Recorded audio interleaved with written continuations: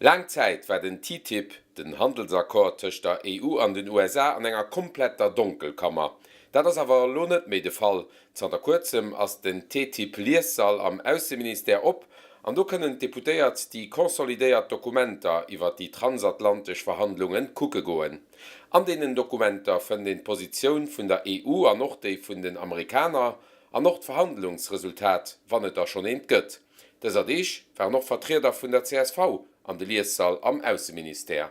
Martin Hansen, des Herr Schwilmes, de Jean-Marie Halsdorf an selber an dem ominösen TTIP-Liessraum, wo man als intensiv mat den Dokumenter vum TTIP beschäftigt hun.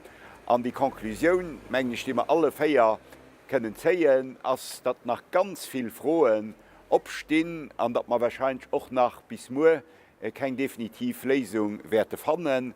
Für uns ist es extrem wichtig, dass endlich mal Transparenz an den Dossier do könnt, aber CSV betrifft, wollen wir mit verhängen, nicht nur an der Chambre, aber auch draußen über die Einzelaspekte von dem TTIP diskutieren. Und dafür haben wir uns heute dokumentiert. Das wäre just eine Etappe. Wir sind nach weit weg von einem definitiven Akkord an dem Dossier.